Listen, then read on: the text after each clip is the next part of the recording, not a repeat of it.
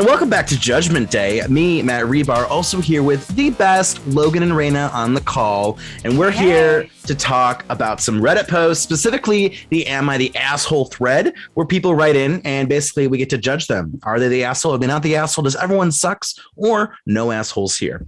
All right, so shall we jump into a new case? I'm ready. Yes. It's Judgment Day. By the way, I kind of coined a new name for us. We're the jury.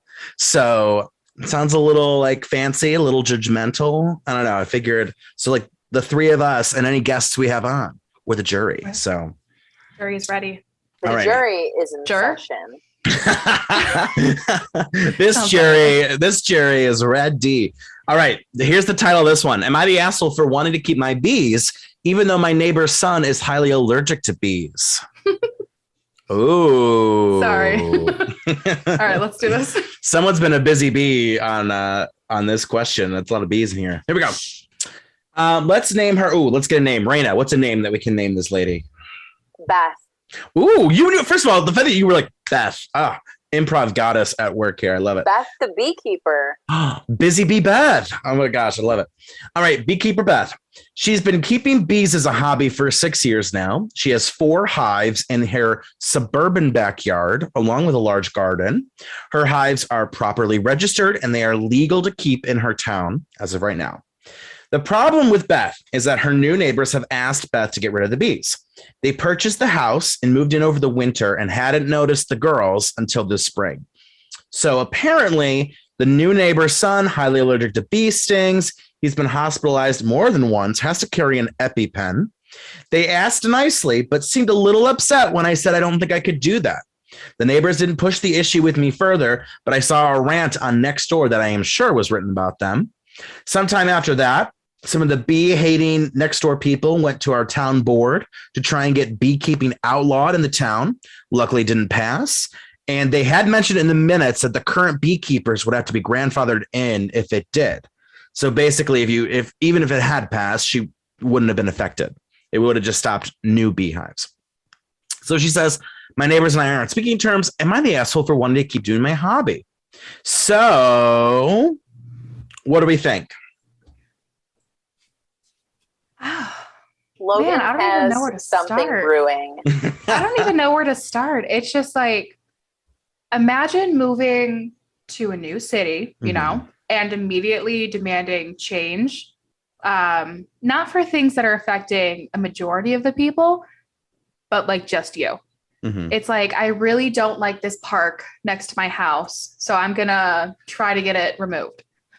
You know, I mean, I totally different allergies, totally respect that. But my immediate thought is, I don't know, like that was there before you guys moved there, you know? Not that they knew about it when they were moving, but. Yeah. Well, and here's the thing. If you're looking for a new house, like, I mean, when I looked for a new house, it was like location and like price. But like, you'd think if they were looking, they're like, well, is there a bee situation? I don't know. Is that like a thought that goes through their minds? Yeah. If he's that allergic. Like, why you wouldn't want to move into like the honey store, right? Like that would location, price, lack of bees. Perfect. How are the bees in this neighborhood? Are they volatile or? There are a lot of bees. Bee to people ratio. Yeah. Like, I just feel like this is such a miss on their end for not checking about the bees. And then 2, what about the realtor? Shouldn't the realtor have been like more aware? Like, That's what I was going to say. The real asshole is the realtor here. Probably like Shelby, the realtor. She was just like, I just want a quick check. Didn't even bother to look. Yeah, I mean, I just feel like, especially during COVID, the house buying panic, I'm sure they probably didn't get their house inspected either. You know what I mean? They like, I wouldn't think to do that. However, if you have an EpiPen, I mean, that's a fatal thing for your child. So you would think that would be something they would consider. You know, nature, kind of a major issue. Right. You know, you can't live in certain parts of the city or, you know, even potentially the country just because that is a legit risk.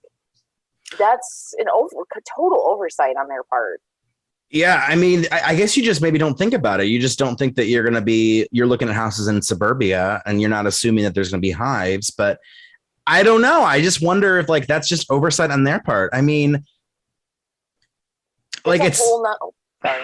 No, go ahead, Raina. I'm just like, like, because this one's tough. This one really is tough. Like, would you get rid of the bees if you were Beth, our beekeeper? Would you get rid of the bees?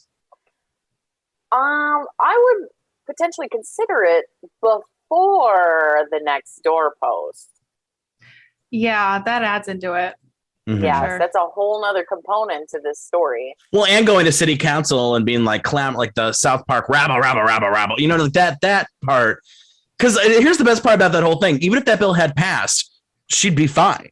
Yeah. It just would stop future bees from being brought into the city. So that whole thing seems like a waste of time. Have you guys seen the TikTokers?